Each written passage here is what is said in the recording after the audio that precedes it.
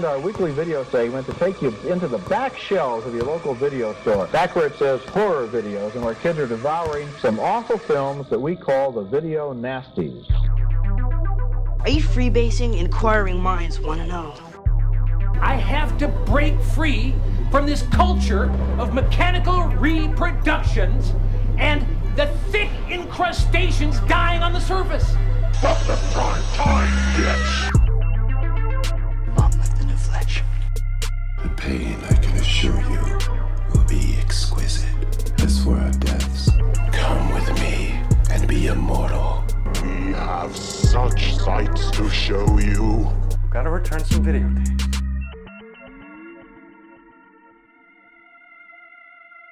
Hello, horror hounds, and welcome to the It Slays podcast. I'm your humble host, Rowan. And I'm Chekhov's Turkey Baster Mike. And I'm Colton. And it's Jill. And we are back, and we're not Coltonless this time. It's a modern miracle. We have Colton with us. He's returned. He's decided, since it was his pick, that he could come on the episode and not ignore us any longer. I like that I'm on the show so infrequently now that we just have to celebrate every time I come back only for my pick. This is an awful track record lately. Yeah, I mean, it's all right. You'll be back. You'll be back when you're like jobless for a couple months again. And yeah, just give me like another month, and then I'll be on everything again.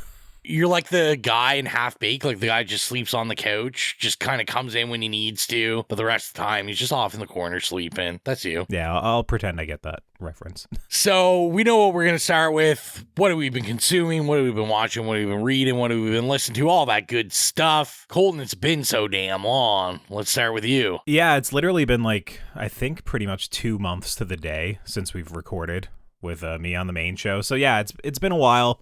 So obviously I'm not going to go over everything I've seen. The main thing was that I went to the Toronto International Film Festival again this year.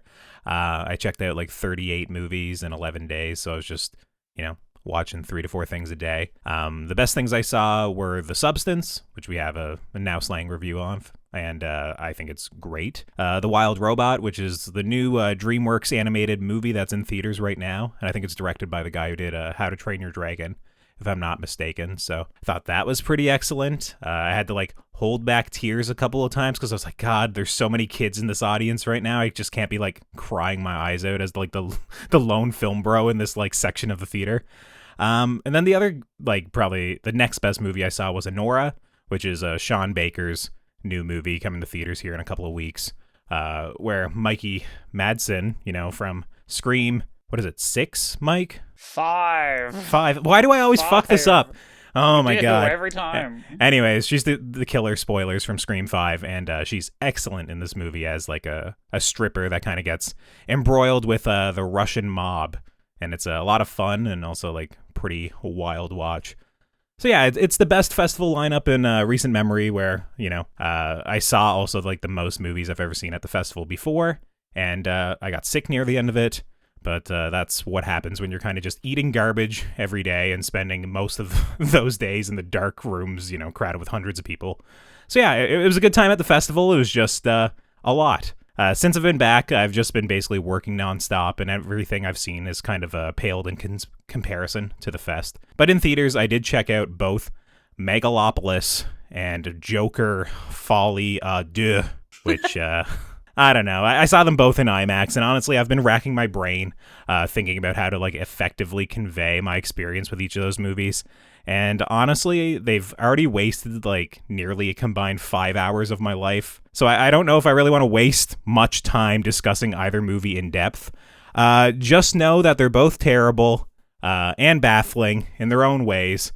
And it pains me to say that I've enjoyed an awful musical directed by Todd Phillips more than Francis Ford Coppola's latest movie. Honestly, Megalopolis might be the worst thing I've seen all year. And yes, I remember Madam Web, which I definitely would rather watch a second time than Megalopolis. So if you want to see a couple of horrible movies, just like the worst double feature that you could probably do right now, I would recommend Megalopolis and Joker Folie à Deux, which... I didn't enjoy either of those. Yeah, I've just been working all the time. I got nothing to talk about. Jill, what have you been watching? What have you been consuming? Geez. Well, first of all, Colton, I just want to say I'm happy that you got to be in your element at TIFF in the dark, like the little gremlin you are. So thank you. That's all. So for me, I just rewatched The Shining. I watch it every October, but I rewatched it for Straight Jacket Talk. We're going to have an episode of that out soon. It's The Shining. And what else can I say? It's chef's kiss. The other thing that I've been watching is the Vince McMahon docuseries on Netflix called Mr. McMahon. You know, he's kind of behind the WWE, and a bunch of allegations came out kind of recently, like a year ago, about him being I thought he was such a great guy. Being a bigger dirtbag than we ever imagined him being, because he was already awful, but it was a really interesting docuseries. I know we have some people who also watch Dark Side of the Ring. I was comparing them a lot because a lot of the material crosses over between the two. I did find that Dark Side of the Ring kind of did like a better job of fleshing things out. They have like a whole series dedicated to things going on in wrestling. And there were a couple of things in the Vince McMahon doc where I thought they could have spent more time on it, like Chris Benoit's death, or I don't know, just like really sensitive things like that. But they didn't, but it's fine. It's nice to have like the truth out there for people to kind of see, this guy is a giant dirtbag. And he is so like self-incriminating in this docuseries. Like you can tell he's trying to like frame himself in a certain way, but you can't deny that he's awful. But yeah, really good doc if you're in the mood for watching something like that. Apart from that, I've been trying to read a bunch of stuff, but honestly, I'm kind of like in a slump because I just want to read filth. So I'm reading like 5 different things, which are a little too like cerebral for me right now. So I'm reading the 3rd book in a Sapphic Monsters trilogy called She Came for Blood, which is about vampires by Darva Green. I haven't read the other 2. The first one is called She Came from the Swamp, and the second one is She Came at Midnight. So I think that one's like an incubus, or succubus, sorry. And the first one, I guess, is like, the creature from the lagoon. Nice. I will get back to you on those when I inevitably go back and read them. I just wanted vampires. I wanted lesbian vampires, and that's what I'm reading, and it's great. Mike, speaking of, queer monsters, what you been literally, great transition. Literally, okay, so the weirdest thing happened. Actually, it's not weird at all. But I know Ro will be very surprised by this, probably. So, I have been for, like, I don't know how long it's been. 4 years? 5 years? Like, done with all the superhero shit. But then, when Agatha All Along came on, and it has Catherine Hahn, Patti LuPone, and Aubrey Plaza, I had to go back and watch WandaVision. So that's all I've done for the last 2 weeks was watch WandaVision, so I could watch Agatha All Along. So that's all I've watched. And it was fun. But I don't ever want to watch any of the movies. It's like literally not stirring anything up in me at all. I was like, I'm so fucking done with this. But yeah, Come on, man. You have to watch Doctor Strange and the Multiverse of Madness and the Marvels. Actually, Multiverse of Madness is really good, in my opinion. But I'm sure just it love is, Scarlet Witch. I'm actually kind of over her because I feel like they didn't do her right. I feel like the movie version of her is really, like, whatever. That movie was cool, though. She's doing a lot of cool shit. Is that like, like, I'm evil and... I mean, it's fine. I thought she was a bad bitch in that movie. Honestly, that's it. I can't remember it well enough. I know it's directed by Sam Raimi, and, people were like, oh my god, he's back. There's some style in this one, but I just remember being bored by it, so I can't remember. I think they ruined her, from what I remember. I liked her in WandaVision, but, I mean, she's also supposed to be, like, the protagonist of it, right? So it's hard for her to be, like, an outright villain for most of that, but... Yeah, I mean, I thought it was fun, but, like, the shtick got a little bit tired. I'm glad it was a mini-series and not, something that's going to be on for, like, 3 seasons. Mm-hmm. Yeah. But yeah, honestly, that's literally all I've done. And then I just started watching the first episode of Agatha, but I had to come here and do this. So, Ro, what are you at?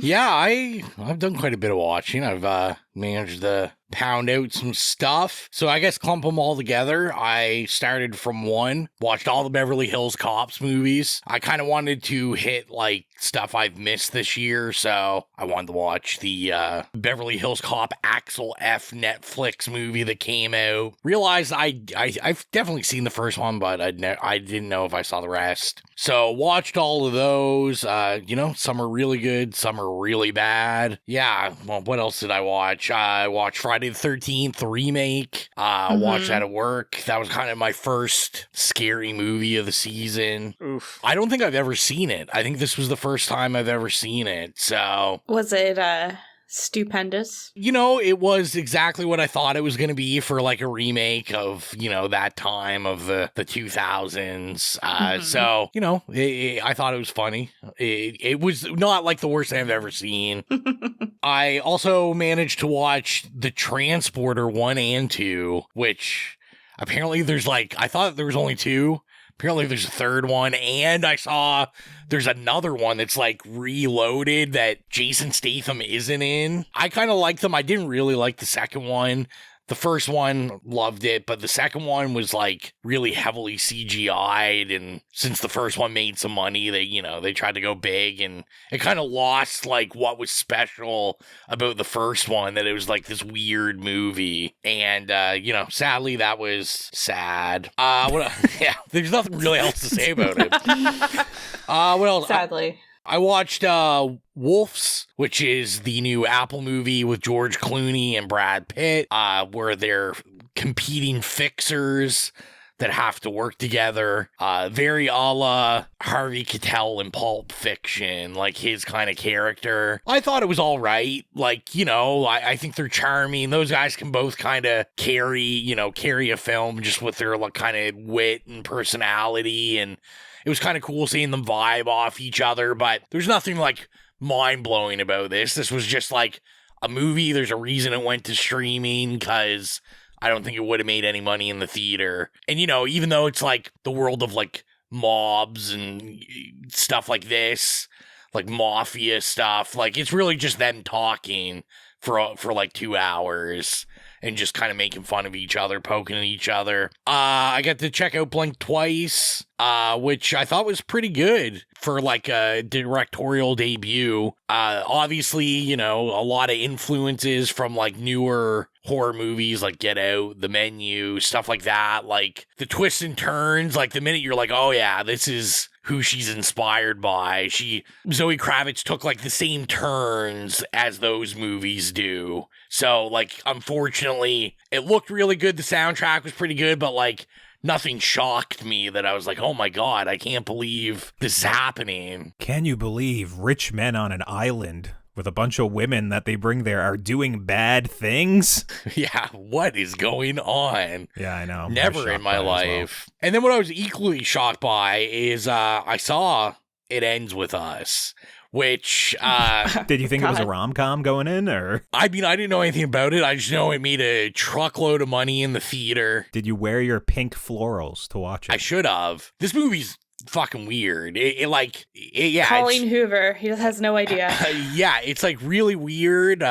Obviously there's like a lot of controversy with the movie and with the book and all that kind of stuff, and I don't know, like it has this rom-com feel, which is like just weird to have against this backstory of like domestic violence. But the movie also like weirdly like absolves the guy of domestic violence. Like it's kind of like, oh, like at least he's a good dad. And it's just like, this is kind of weird. Yeah, I don't know anything about the book. I'm confused why this is like this huge romance film.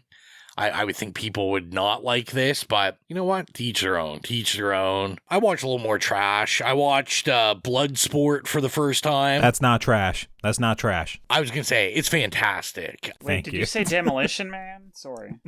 The soundtrack to Bloodsport is utterly amazing. It's so good.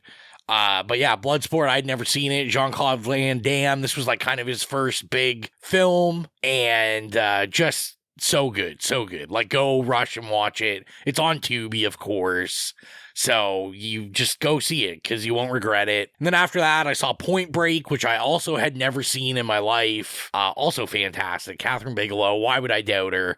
Like, everything she does. Also, banger soundtrack. Yeah. Literally perfect. Amazing soundtrack. Keanu, Patrick Swayze, like, in their young prime. Just, being awesome. Being young and beautiful and Robin Banks. What can you say wrong with that? I watched another trash TMZ documentary.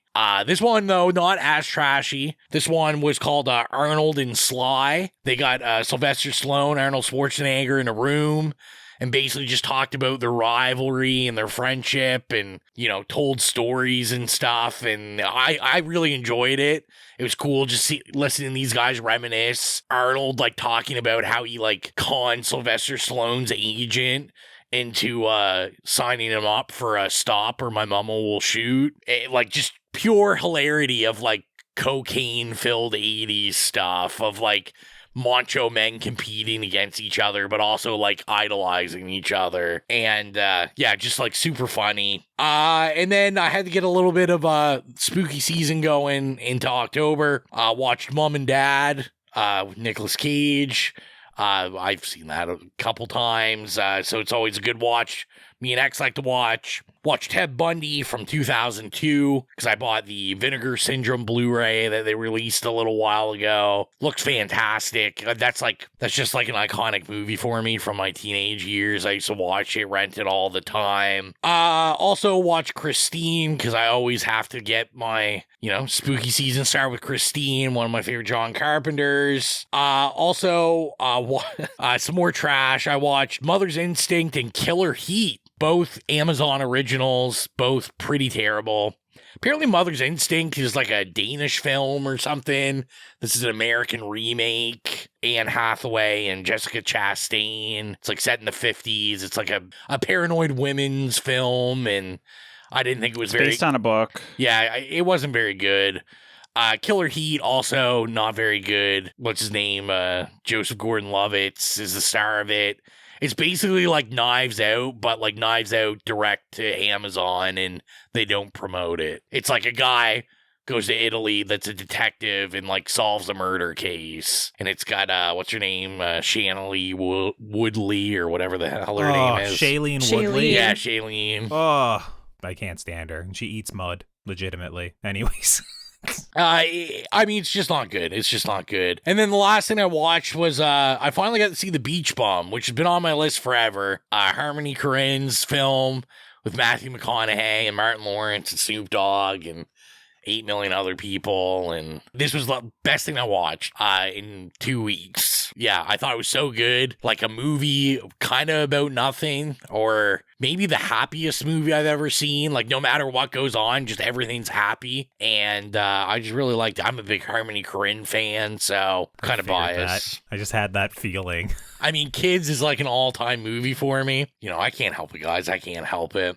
It is a banger. Yeah, it is a banger. But yeah, that is everything I've watched. So it's time to get into our episode. And we're going to start with why we chose this. Colton will announce what it is, because it was his pick. Well, I feel like you guys announced it last episode. Yeah, we did it. We got to announce it this time. We're doing Don't Breathe. This is kind of like the wrong time for me to pick this. I didn't realize this was going to be like kicking off October. This is much more like, I don't know, an August movie or July movie in my mind. I think why I picked this was because Rowan reminded me that I needed to have a pick later in the day. So I was like, oh no. So I just consulted the list and I saw that I was going to pick this in August, just kind of coincide with Alien, what was it, Romulus that he just directed? And it just kind of made sense to choose this. And I saw whether or not that was correct or not. I don't think any of you guys had it logged at the time. So I was like, okay, this is something that's come out within, the last 10 years that none of you may have seen. And it's just kind of been on my list to discuss at some point. And I thought it'd be fun. So yeah, that's why I chose Don't Breathe. So with that, we're going to get into the trailer and we'll be back with the synopsis and first experiences. Wait, is he blind? That's kind of messed up to rub a blind guy, isn't it? We do this tonight. Who's there? No, go, go, go!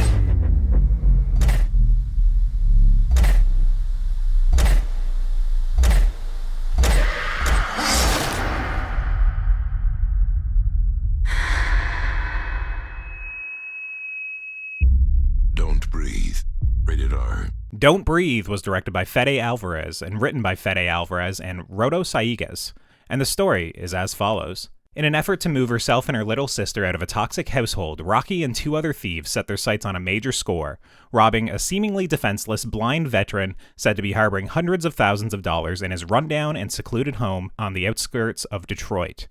But upon breaking and entering, the young intruders soon find themselves trapped and desperately fighting for their lives when this blind man isn't nearly as defenseless as they thought. Our first experiences, is this our first time seeing it? Like Colton said, he didn't see it logged in to anybody's letterbox there. Or, did you watch that Fede Alvarez catalog before Alien Romulus came out? Colton, it was your pick, so why don't you kick us off? Yeah, this was one that I watched back in theaters when it first came out. I remember myself and a couple of friends going to this one, and as I was watching it, I just remember being like so tense the entire time and kind of like impressed by how it was a so-called horror movie, but it didn't really have like a paranormal aspect. It was more like scaled back and just more of almost like a crime thriller.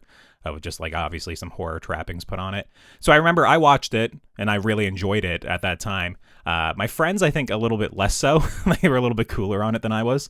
But yeah, this has been something that I've seen a number of times since then. This is probably like my 4th or 5th time seeing it. So yeah, it's something I've seen numerous times. I had to rewatch it, obviously, when the sequel came out, which honestly, I was hoping to kind of force us all to do a double feature and talk about those 2 movies, in concert with one another, because man, that sequel is like truly awful.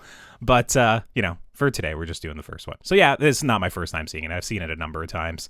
What about you, Mike? I actually saw it opening night when it first came out in theaters, because I loved the Evil Dead remake. Yeah. And I love Jane Levy. So another movie that he made starring Jane Levy, there's no way I wasn't going to see it opening night. And I'm just going to say I made the mistake of smoking a joint in the parking lot right before I went to see it. So it was really fun. It was just so much fun being really high and watching this movie in a giant theater. What about you, Jill? Did that freak you out? Oh, yeah, it was awful. Yeah, I was going to say, this is a very, tense, anxiety-inducing movie. Yeah, I also love Jane Levy and Fede Alvarez. Evil Dead 2013, is one of my faves. But I actually didn't even know about this movie until I put it on this morning, and I realized who was in it and who made it, and I was like, wow. But it really, to me, feels like a Colton pick, because Eden Lake was very similar in tone, right, as to this, very this just feels like it could come out around that time. Yeah, real life tense. It also reminded me of, just because I also recently watched the original Speak No Evil, just because of how kind of bleak and again real life it is. So yeah, it really put me in the mood after watching those to watch something like this. But yeah, it was my first time. Rowan, how about you? Also, just real quick, Eden Lake wasn't Colton's pick. It was Colton's mom's pick. Yeah, which is even stranger, but yes. In turn, your pick in my head. Yeah, I was trying to remember when I saw this. I don't know if I saw this in the theater or not, but I definitely saw it. I've only seen it once. If it was in the theater, it was when it came out, released right away. But yeah, I had only seen it the one time, and I didn't think much about it other than when I saw it. I kind of was like, okay. I went on record already to say I was never a big fan of the Evil Dead remake when I first saw that in theaters. So, Fede Alvarez, to me, I was like, oh, this fucking guy again. No. Did I like it or did I not like it? We'll have to find out. So with that, let's get into the review. I've got my my stuff on the stove heating up. I've got the baster ready. So oh God. Let's base this cake we call Don't Breathe. God, when this movie started, my first note is, man, Detroit is a shithole. Sorry, anybody from Detroit. Yeah, sorry. It Follows, was that Detroit as well? Yes, that was in the suburbs of Toronto. Suburbs of Detroit. Gotcha, okay. And I've seen places, when me and Exilia went and visited, all the locations of It Follows in Detroit, I've seen the place. I've probably been to the place that this house is in, because this is, a huge chunk of Detroit.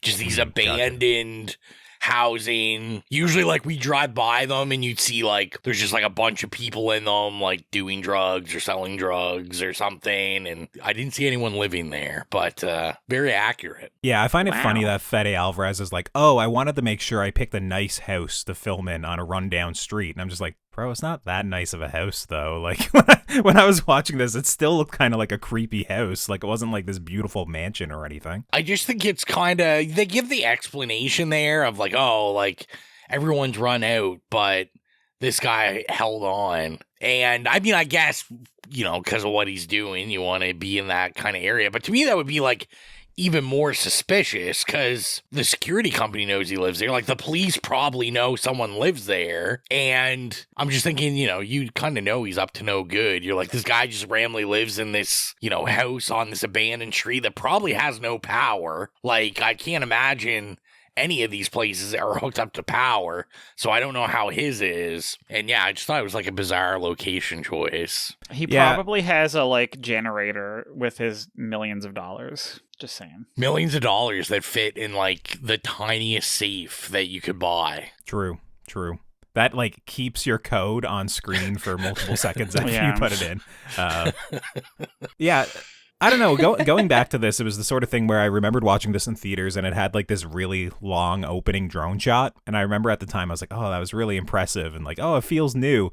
And now I feel like every single indie horror movie of like the last 5 years opens with like a drone shot and it's like going over a forest slowly, or it's like tracking a car down a road or something. It's just instantly something they do to be like, look, we have a budget. We can afford the drone to fly around.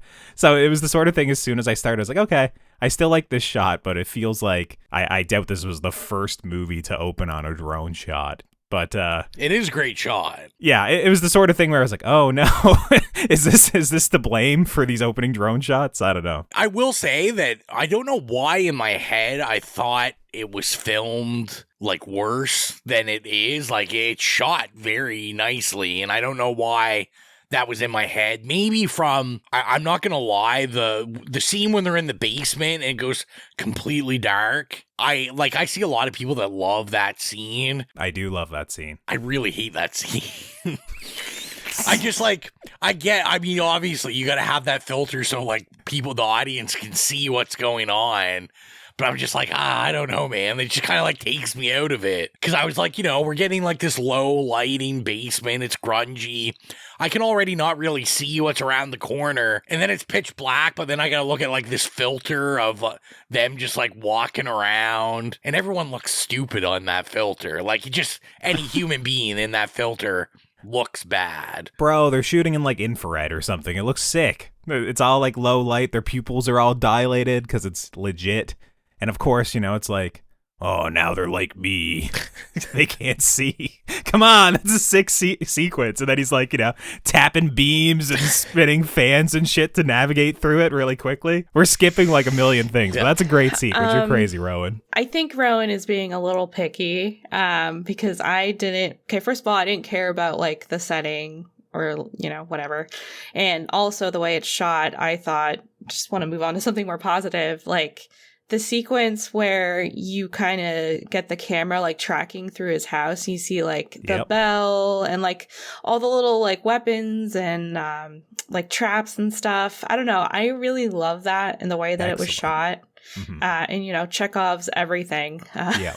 That's literally half of my notes. I'm like, Chekhov's fucking tool rack, Chekhov's glass ceiling. Mm-hmm. Yeah. So I really liked that. Part of it, I thought it was visually very appealing, and I was kind of wondering what the bell was. What? I do like all that stuff. Like, that was really the only scene I didn't personally like, but the rest of this I think shot like really well. Yeah, I just didn't. I don't know. I feel like some people are really off put by like dark lighting. I feel like I'm not one of those people. Yeah, for me, I don't even think this movie is like that dark. Obviously, that one sequence is intentionally, you know, done like it's pretty light, whatever. weird, but for most of it, it's got like this. It's the lighting of like the poster. It's like that harsh, orangish, reddish light a lot of the time. If it's night, it's, you know, there's a little bit of blue every now and then. But a lot of it is just kind of it's very saturated look to it for a lot of the time. that opening shot, or not opening shot, but like the oneer that kind of, you know, foreshadows the entire movie is like such a genius shot. Like when I'm watching it, obviously the first time you see it, it's like, oh my God, there's a lot to this house. Like, oh yeah, I'm sure some of this will come into play. But it's not until you actually rewatch the movie and it's like, oh, they literally like show like everything, like everything. There's like a dozen elements here that they cover in this very long, elaborate tracking shot. And the fact that it kind of creates this like puzzle movie where it's like, okay, I know I've seen all the pieces, but I got to put them together over the course of the runtime. That makes this like a lot of fun, where it's like, okay, obviously there's a lot of just, we have to be quiet, you know, we can't make any noise, you know, otherwise he'll see us. But it's also like, as the viewer, it's a very active watching experience just to figure out like, okay, how do we get to the next beat that has been set up? If you remember that, like, you know, you probably don't remember every element that they show, but it's like, oh, okay, like when is this window going to come into effect? And then, you know, once Alex falls through it, you know, 40 minutes later in glorious slow-mo fashion, you know, it's a lot of fun. Yeah, he's just a punching bag, man. the moment in the movie where they're like playing the sad music and he's just getting the shit kicked out of him, just getting rocked, dude, and then they do like the fake out kill. It's insane. I've never been happier for someone to have the shit kicked out of them in a movie.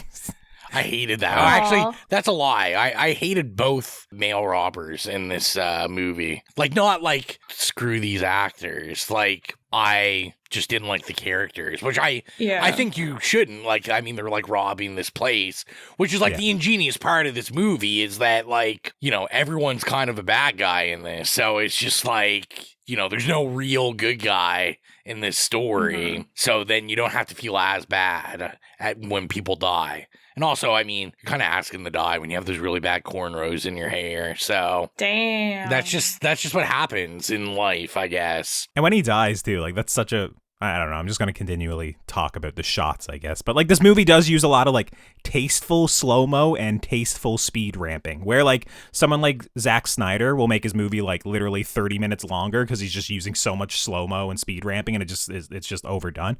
This, I find, it's always either adding to like the intensity of the moment or just really like keeping you like on edge, where it's a lot of fun. Like when I'm watching it, like I'm just thinking like when Money gets shot, it's like a slow-mo shot of like going up through his jaw, but you see like his teeth light up and his gums flap and everything. I'm like, bro, it's just a wild shot. I mean, for a lot of the graphic images are, you know, they're not even that graphic by Fede Alvarez standards, but like whenever there's, you know, a bit of gore or violence on screen, like it very much stands out, and, you know, he lingers on it for a moment, that I think it's pretty effective.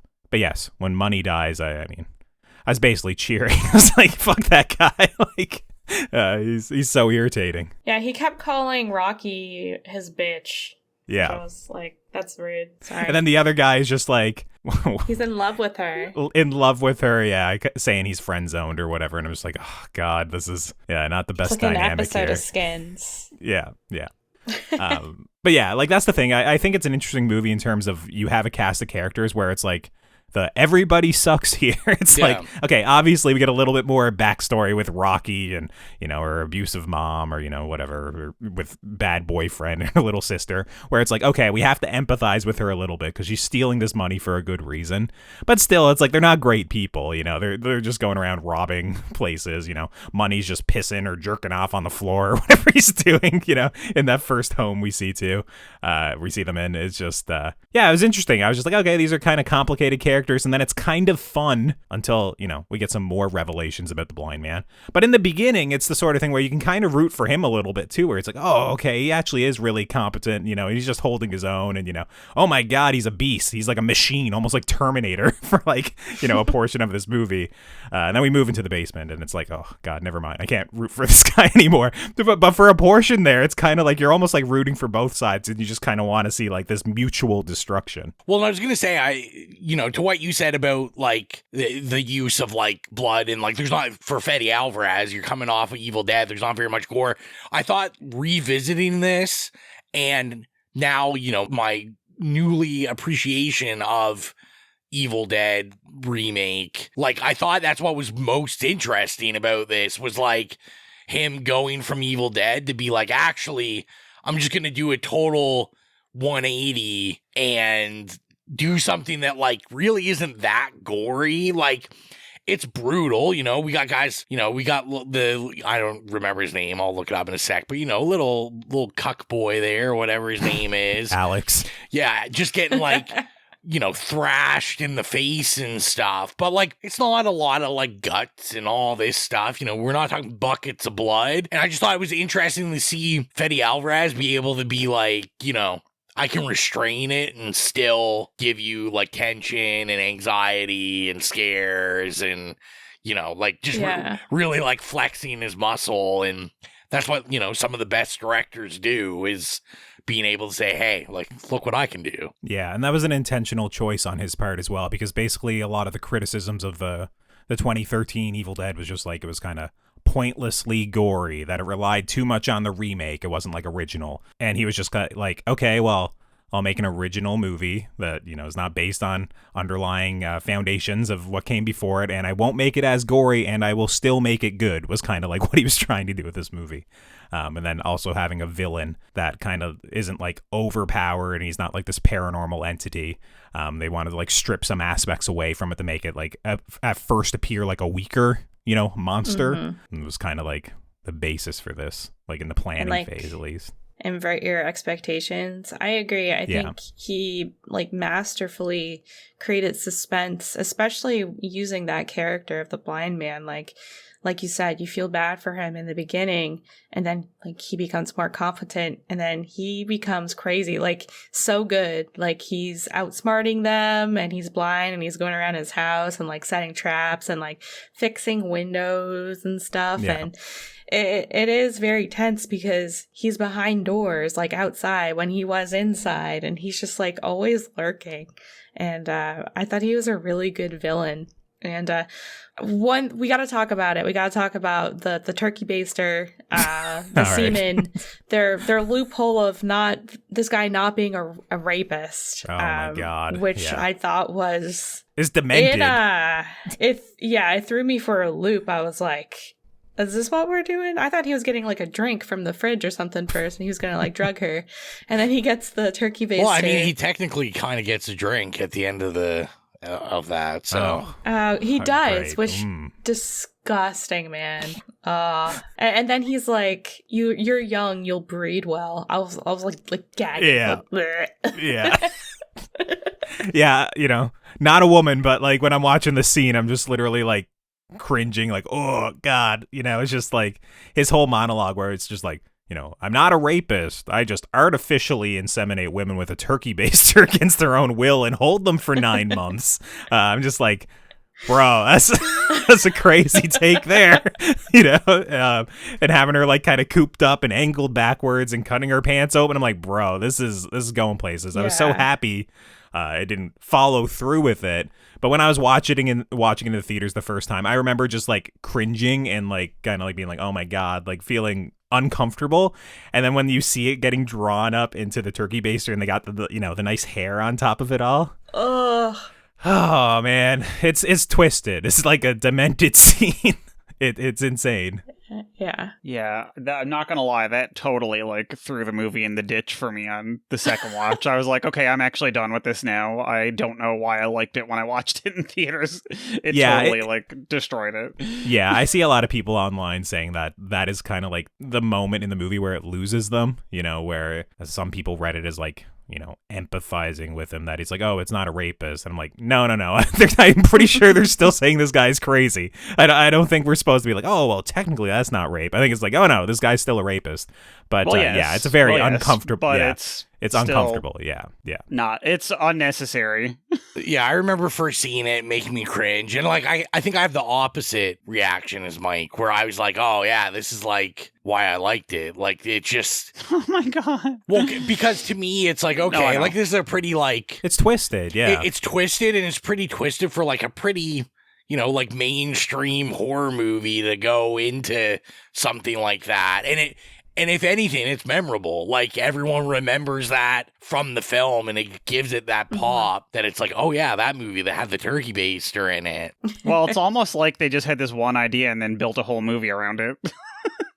I think they had the idea moment. We got to get to that one moment. I think they had the idea of just like the blind man, and then like they were just kind of trying to build up like what could be the worst thing for like this female heroine or, the protagonist of the movie that we're following. Like, what could be in his basement? That could be honestly the worst thing. And I think they kind of nailed it when I was watching it. The sequence for me, like, just hit so hard, though, obviously, because there's that, like, visceral reaction to what's on screen, but also just like the actual, like, seeing him walk towards her, the way it's like framed, like seeing the mallet, the slow motion shots, her like falling, weightless, like all that, everything I think about the sequence hits really hard. Yes, ideologically what's happening on screen, I don't enjoy it very much, but I do think it's a very, like, terror, it's terror terror inducing. What word am I trying to say? It's scary.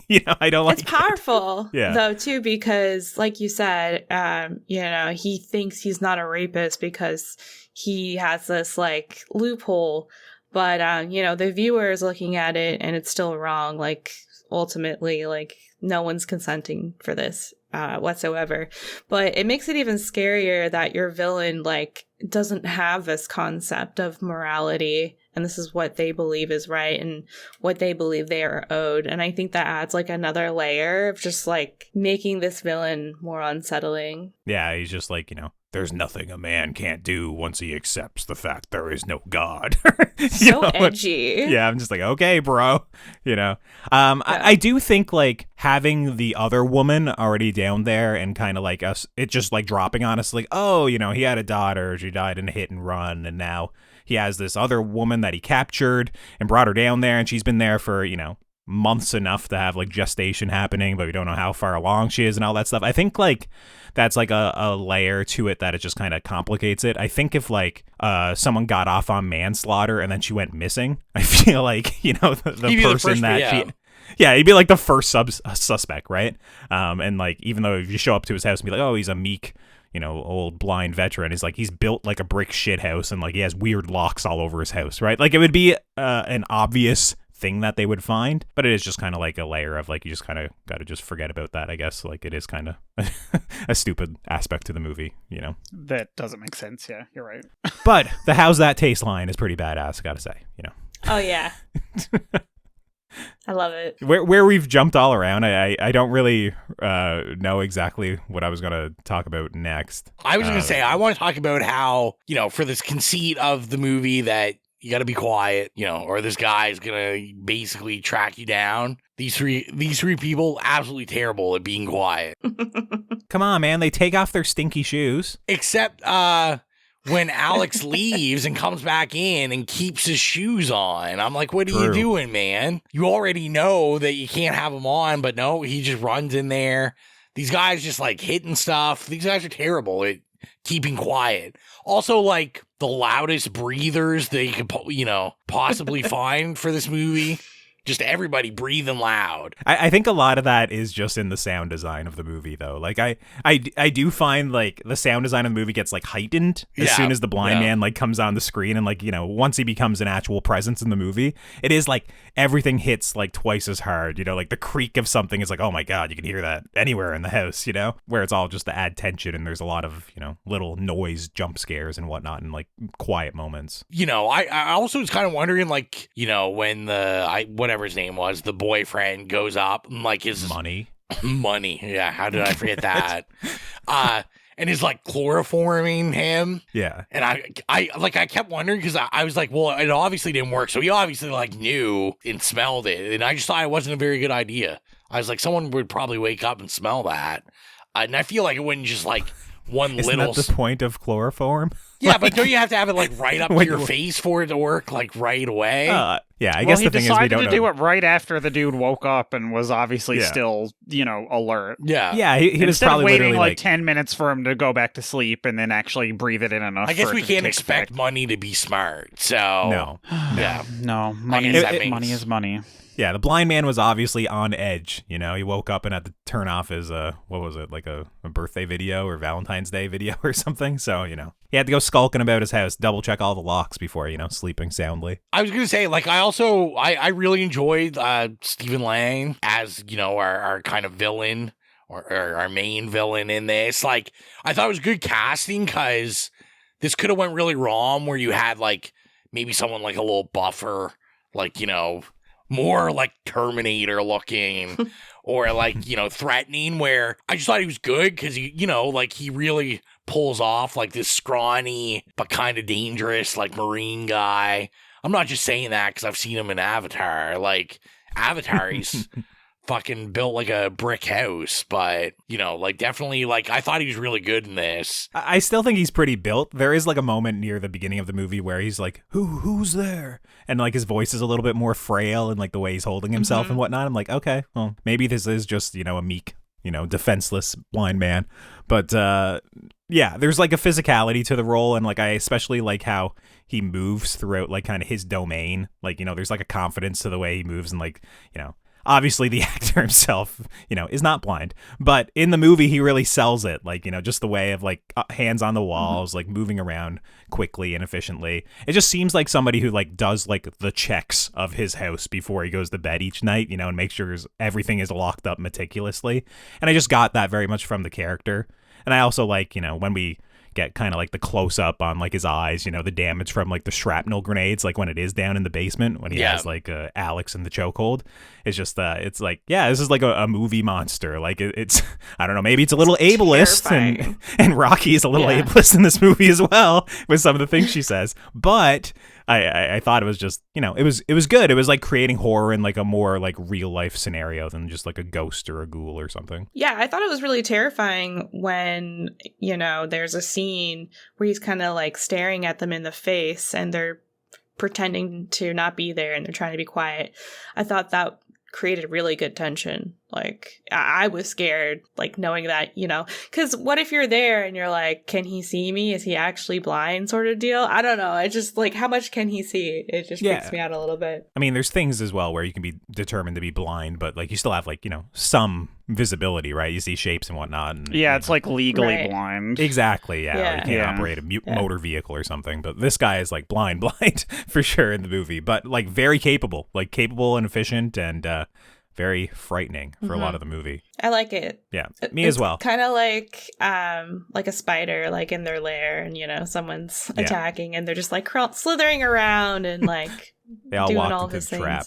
Yeah, I will say I like the touch of one of the pictures being upside down, and I assumed it was just because like he's blind and doesn't know that the That's the sort of thing, too, where there's the couple of times where the movie is, like, almost, like, a little mean. Like, the picture one could be like, okay, I think it's a young girl, so it's likely he knows where his daughter's photo is, and he holds it off, then he put it back. But specifically when they cut to Alex with the death fake out, and it's like, oh, he stabbed the coat right next to him and thought he got him. I was, like, I remember just seeing it in theaters. Like, my audience definitely did, like, do a little, like, laugh at that. Like... where it's like anyone else would have been able to see that they stabbed the wrong person, but this blind guy, I guess he was just like, well, I thought I got him, and for whatever reason didn't check that he, wasn't dead. Whatever, we'll wave our hands there and not. There's a lot of that in this movie. Not there's definitely like people are dead. It's like, don't think about it too much, I guess. Just have fun with it. Yeah, exactly. What did we think about when he gets his sidekick, when the dog comes out? They escape the basement. We think, like, they got away. The dog wakes up from his nice long nap. And just, like... I'm so happy they didn't kill the dog. I thought for sure they were killing that dog. I couldn't remember. And I was like, oh, yeah, they're definitely gonna... I'm surprised you didn't have that slotted in your fucking book of movies that... have dogs dying in them that like you religiously check every night. That's why it's not in his book, because the dog survives. Otherwise it would be like a nice poster on the wall. I mean, it's kind of nice. These guys fans of dogs. They're kind to the dog. They put it to sleep to make sure it goes in a room, gets locked up nice. I mean, well, yeah, I guess it is in a room at one point, but she kind of kicks it in the car. She fights scared in that car. I thought she was gonna bring the trunk like door down on its neck. You know what I mean? Yeah. That's what I thought was gonna happen. I was so scared. So happy they didn't do that. Yeah, I couldn't believe the lengths they went to in this movie to like not kill the dog. Like this MacGyver-esque trap of like, the trunk open and the chain attached, the leash and all this shit. They're not rapists and they're not dog killers. True.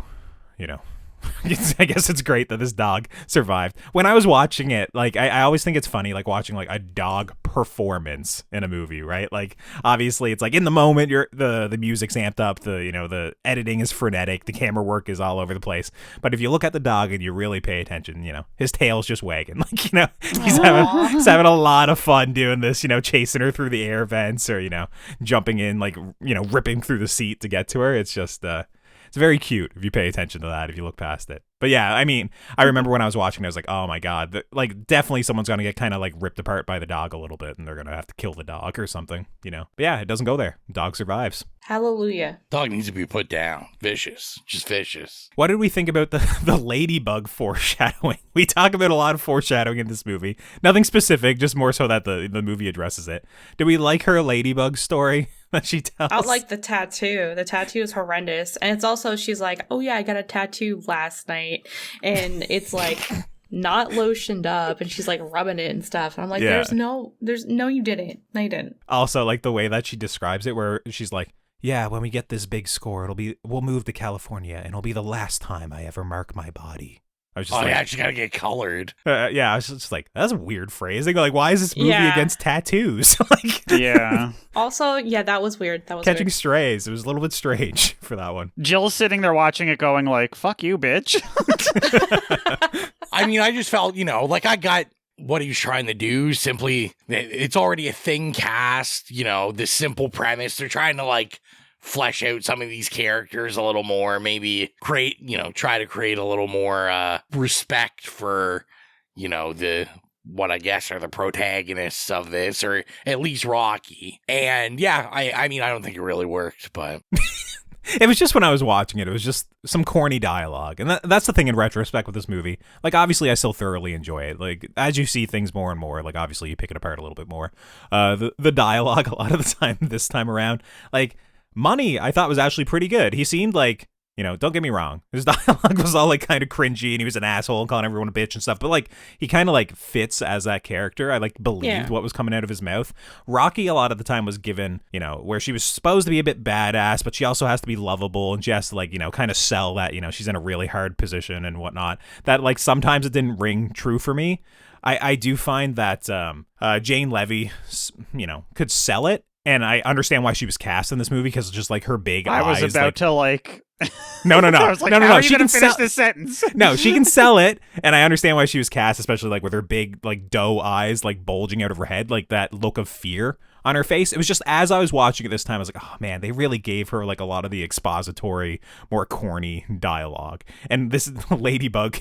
Story about being put in the trunk and a ladybug flying in through the little hole and stuff. It's like, okay, obviously it's endearing. It's like your save the cat moment, but it's also a little corny. And we know that at some point a ladybug is going to come back.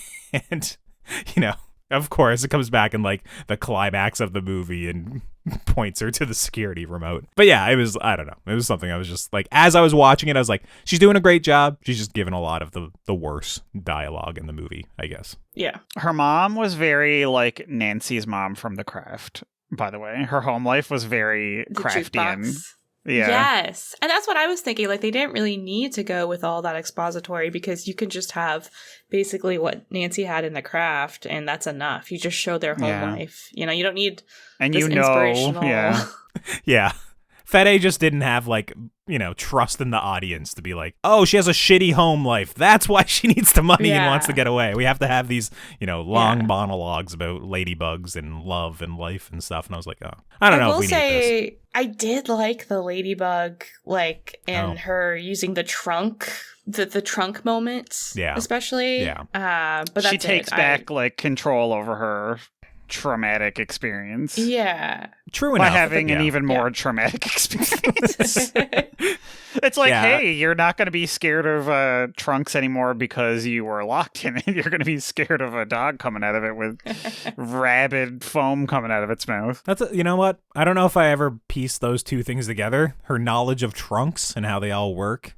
It all makes perfect sense now. Maybe Again, Fede, Chekhov's trunk. maybe Fede's a genius. Never mind. Shouldn't have doubted it. Write that down. That's a quote. That should be the fucking tagline for the episode. Maybe Fede is a genius. Yeah, I'm kind of scrolling along, and like we've kind of like once again, it was kind of a frenetic jumping around because we had to talk about certain aspects of it. But I think we hit a lot of like the little beats or notes that I wanted to say. I will say that I love how quickly like the movie just comes to a close in terms of like with the security solution, you know, where it's just like, oh, we're just gonna set the alarm off. It's been set up like obviously with the remote and the security, like the whole reason why they can get in the house. But I like that it's quick. It's not like we have a moment of like him trying to fumble around his house for like 10 minutes or something. It's just literally like alarms on, crowbar, which she considered earlier in the movie grabbing and beating him with. She takes it and just beats the shit out of him, and it's like, all right, movie's over. Then we get the train part where it's like, oh, he's still alive, and oh no, maybe he'll somehow come searching for her or something silly. But I liked it. I thought it was basically over and was all summed up at that moment, and it was good. It was quick. Yeah, I don't know about anything else. I don't know if you guys have anything else. It's a fun ride of a movie, but it's also really short and it's fairly simple. A lot of this movie kind of like lives in the quiet moments of it where it's like, oh, there's tension, there's nothing happening, it's close-ups on people's faces as they look frightened, and we see Stephen Lang kind of like aiming a gun around the room or something, right? Like it's not a whole lot to discuss. It's just for me, like in my mind, I remember it being just like a fun watch that I thoroughly enjoyed, so that was why I picked it. But with that, why don't we land the plane and go into rating it? If you're new to our program, our rating system is nay, okay, yay, or slay. Jill, we'll start with you.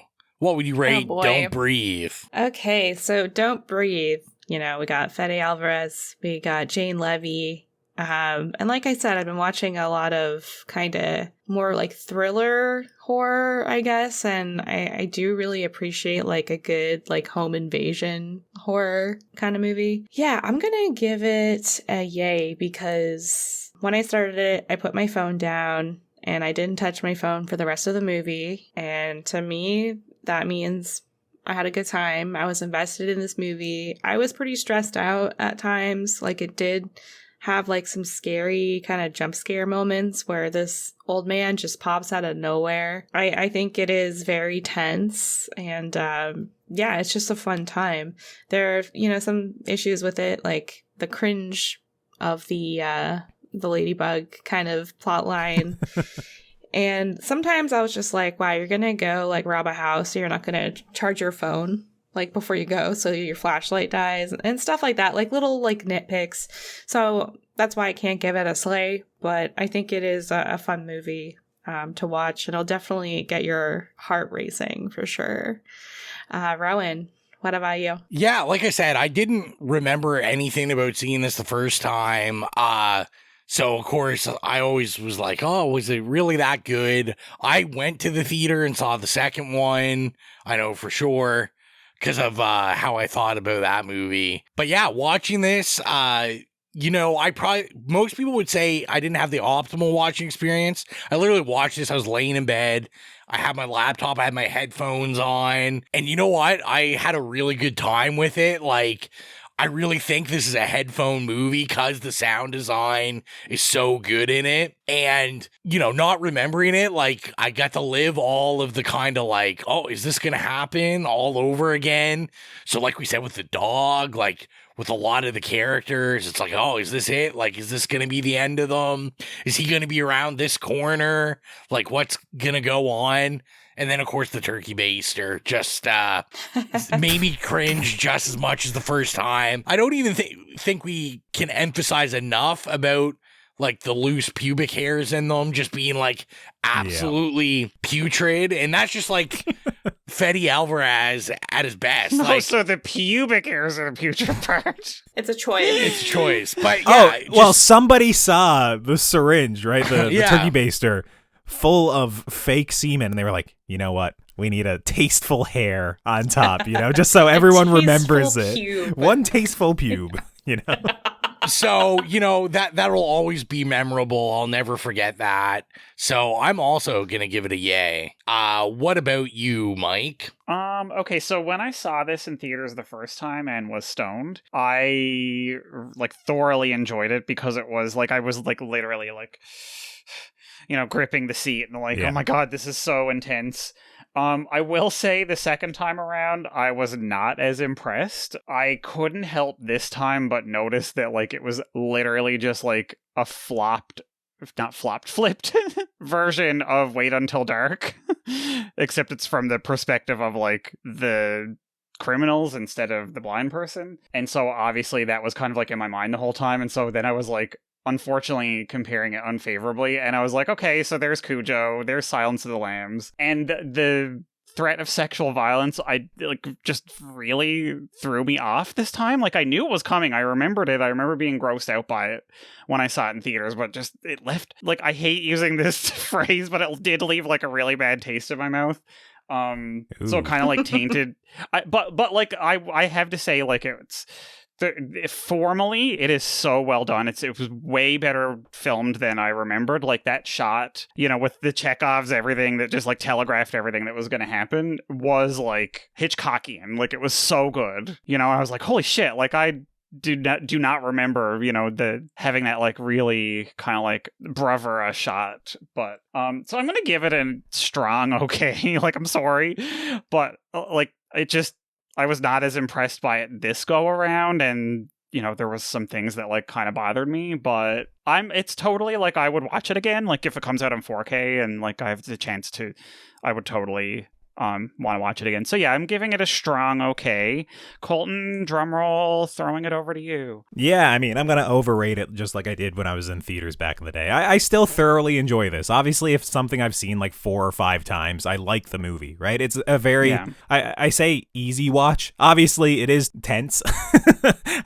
It does fill me with dread a lot of times when I watch it. Obviously, the turkey baster scene is iconic and also, you know, horrifying for good reason. Yeah, like when I watch it, is there some corny dialogue? Absolutely. But outside of that, like, I think it just actually, like, flies by and it's a good time. I very much like the characters and their dynamics in terms of, like, they are supposed to be kind of annoying and, like, dopey, you know, thieves. And we're supposed to kind of, like, want them to die, but also care about them enough to see if they make it out. Like, I like that. A lot of the, you know, the cinematography, obviously, we've mentioned the oneer that sets up the whole movie, but just also, like, the tasteful use of slow-mo and speed ramping, which most of the time drives me crazy when I watch movies. I think here he uses it always in good effect. There's never a moment in it where I'm like, oh, this is just really, really corny or like poorly done. It's always like, oh yeah, I actually want to appreciate this shot of Alex falling through, you know, the glass a little bit more because it is really well framed and there's a lot on the go. Like, that's the thing. I thoroughly enjoy just about like everything about it. I think Stephen Lang gives a great performance. His physicality,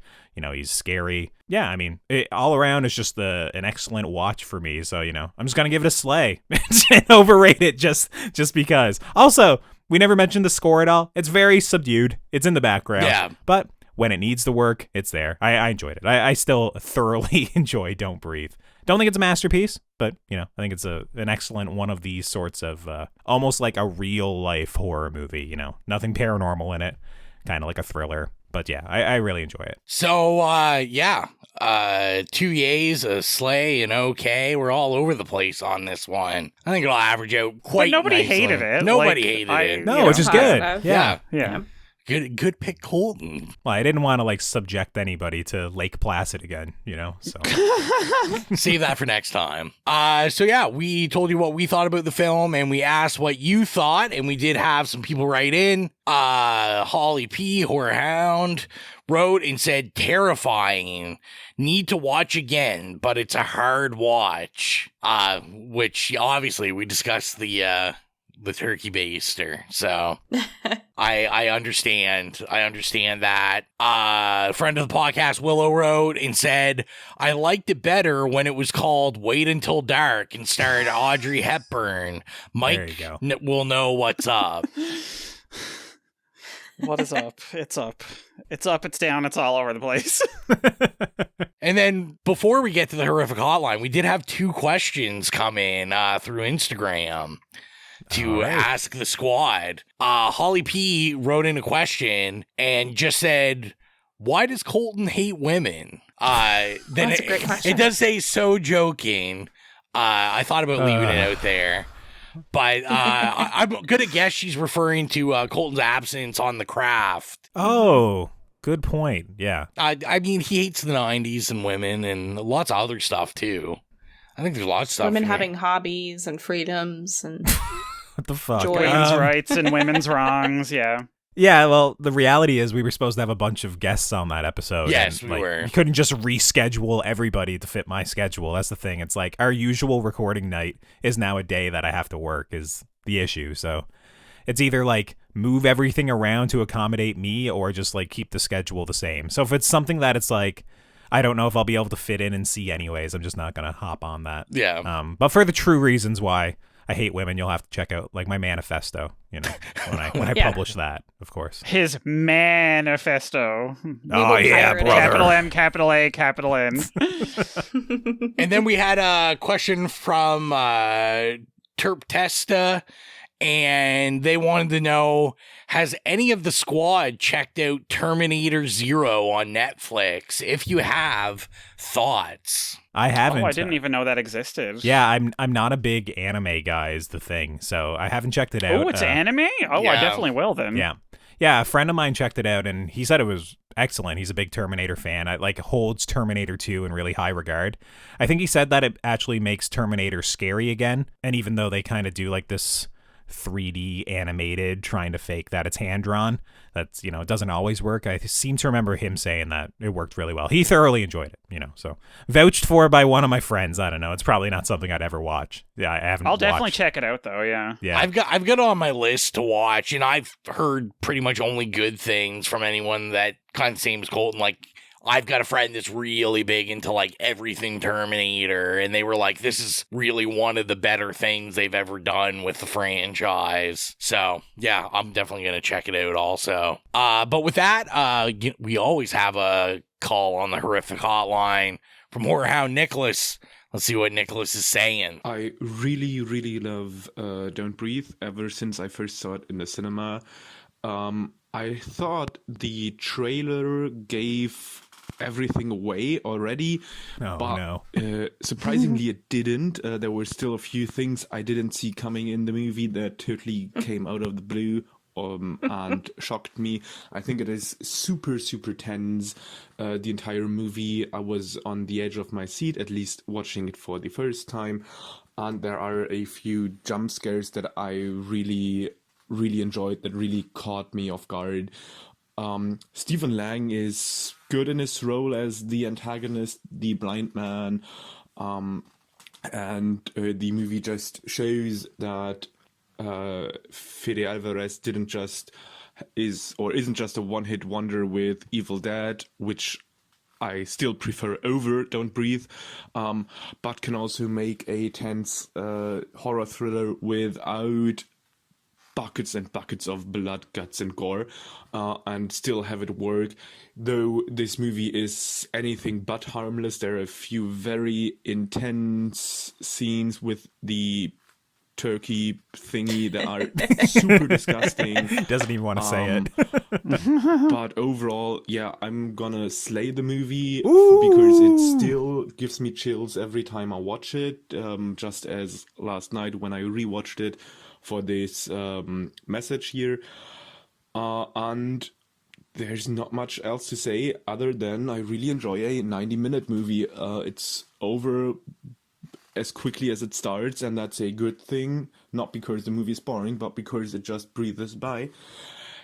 Very unlike the sequel, which I really don't like, and I think is mostly boring, and also the humanizing of the blind man in the sequel is something that really rubs me the wrong way, considering everything he does in the first movie and everything that is implied he has done prior to the first movie.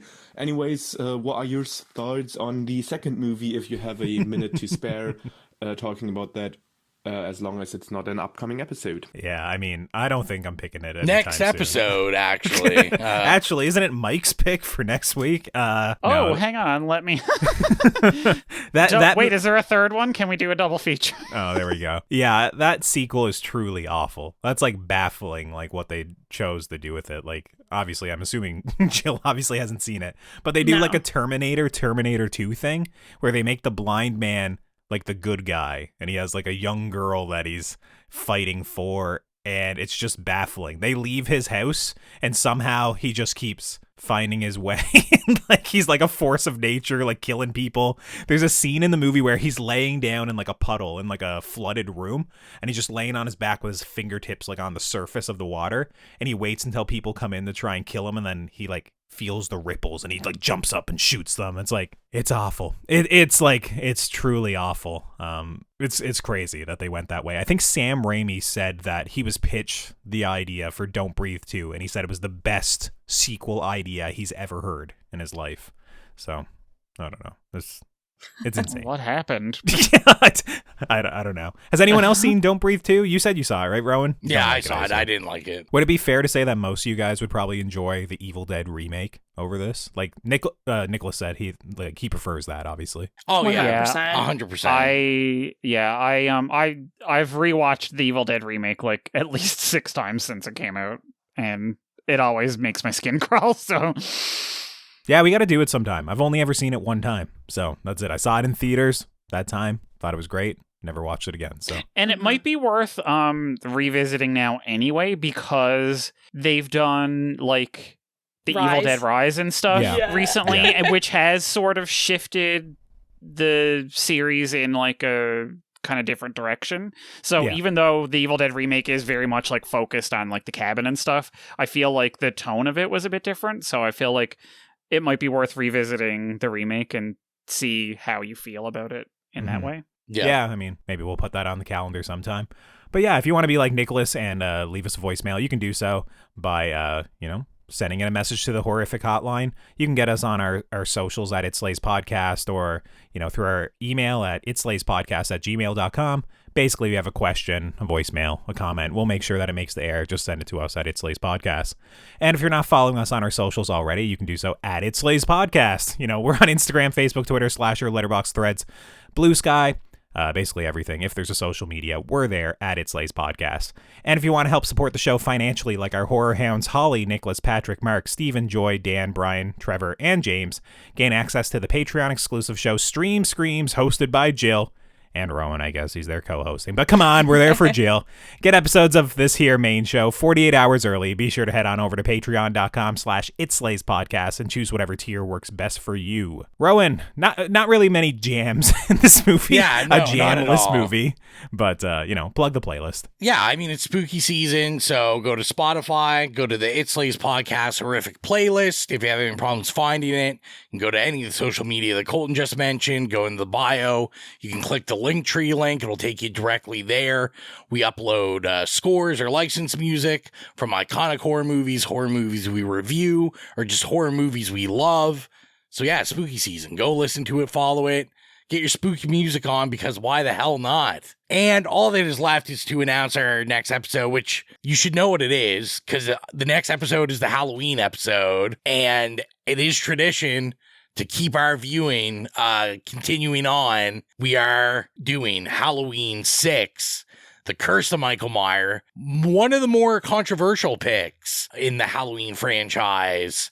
And I don't know if you guys are going to prep. I think I'm going to prep hard, watch the theatrical and the producer's cut, because they're so different. They're, everyone says they're basically different movies. Which one are we going to be reviewing? We really should. We should figure that out now. I want to do the extended cut. Yeah, we'll do the extended cut, and I'm sure I'll talk about the theatrical cut, because that one doesn't make any sense. All right. Well, hopefully I can make the episode. We'll see. We'll see. Yeah, I'm literally just leaving again for 3 or 4 weeks to go to another. It's not really another country, but technically it is. But yeah, I'll be gone for a little while again. So we'll see if I can make the recording. I really want to be on it. It's just I'm going there to work, right? So it's just I'm gonna be so fucking busy that we'll see. Hopefully I can make it. So get Halloween 6, the extended cut, into your eyeballs, and we'll be back for that. As always, thank you for the support, and I'm your humble host, Rowan. Bye, it's Mike. I'm Colton. I'll see you again in 2 months. Bye, it's Jill. See you later.